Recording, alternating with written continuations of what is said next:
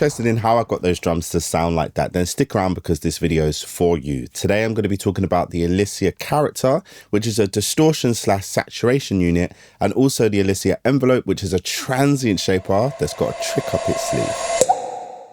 So just to take you through the controls for the Karacter, on the left and the right, we have a duplication of controls. And the reason being is if I hit this button at the top, I could actually put it into mid-side mode, which would mean that the left would control the mid and the right would control the side. But additionally, if I turn off stereo link, then I can actually control the left channel and the right channel independently. These controls, fetch, shred, are also duplicated for the right channel and for the left channel down below. And if you do put it into stereo link mode, then actually these buttons at the bottom will control both left and right, or both mid and side, depending on which mode you have it in. So very simply, you have drive, and then you have color. Now, color affects the tonality of the distortion, saturation, in a particular way, which you'll hear in the examples. If you put it all the way to the left, it's like you still have a full signal that's being saturated. But as you go further to the right, the more you lose the originality of that sound and the more it just becomes mangled into something else altogether. And then very simply, you have gain, which you use as your makeup gain. And then you also have the mix, which you can use to blend it wet, dried. FET shred and turbo boost are just different ways of adding even more grit into the circuit. Now, let's get into how the Karacter sounds.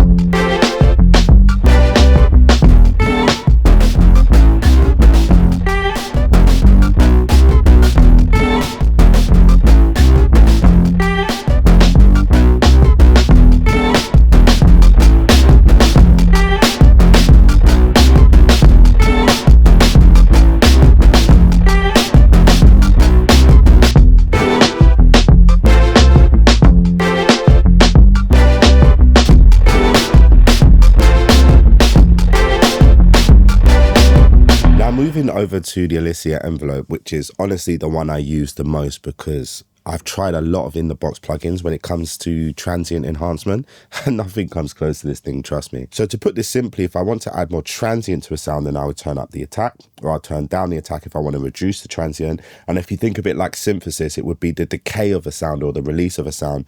Then I can use sustain negative to turn the release down till the sound becomes tighter, or I can make it ring out longer by turning the sustain up as well.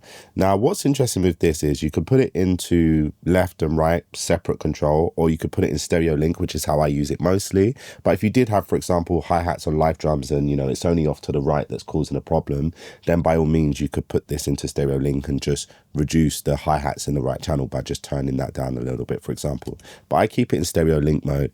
And you can put it in full range mode, which means that when I use the sustain, it will affect the entirety of the signal. When I use the attack, it will affect the entirety of the signal. However, if you take it out of full range mode, this is where it gets really interesting, because if I only want to, for example, enhance the snare, then I can actually find where the snare is in that kind of 1K region, and I can turn the attack up, and that will only affect that kind of 1K region. Or say I've got a kick drum that's really, really boomy and it's ringing out too much, then I can find where that kick drum is. And the way I like to do that is I turn the sustain all the way down and then just kind of sweep until that kick drum gets really, really tight, and then kind of blend it back in a little bit.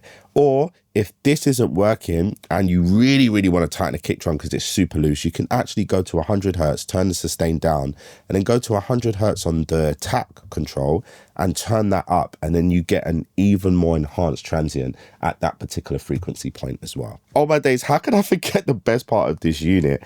The auto gain button, my absolute favorite part, because as you increase the attack, it will actually lower the overall level. But as you reduce the attack, it will actually increase the overall level to show that perceived loudness difference. Honestly, how they've coded this in the analog realm, I have no idea. And this unit, it even has another secret up its sleeve, but we'll get into that later. For now, let's check out how the envelope sounds.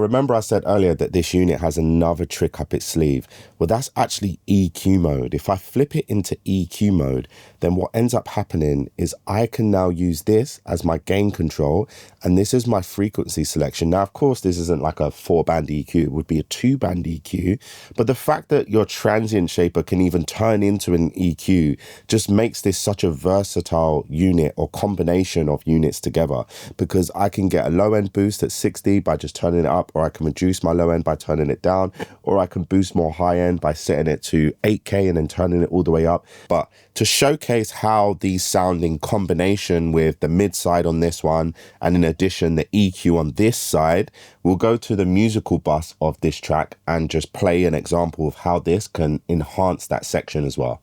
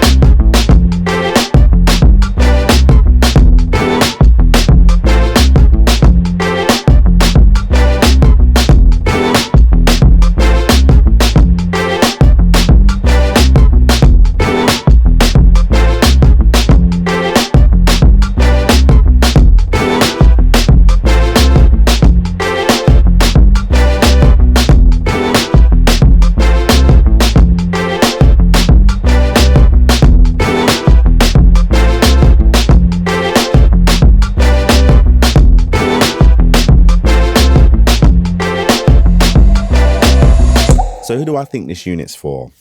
I think anyone who's looking to get into analog gear but doesn't have like a ton of money, like thousands and thousands of pounds to be spending on stuff, but you just want to get that improvement over the plugins, then I think Elysia in general is a great company to start with, because there's multiple ways to enter into their ecosystem.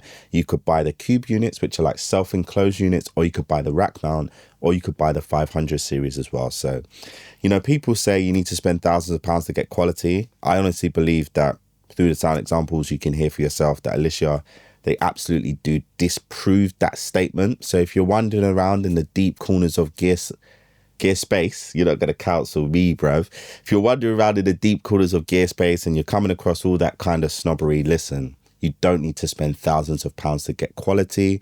Just check out Elysia stuff. It's absolutely dope. My name is Alex Elliott, and I look forward to seeing you all next time.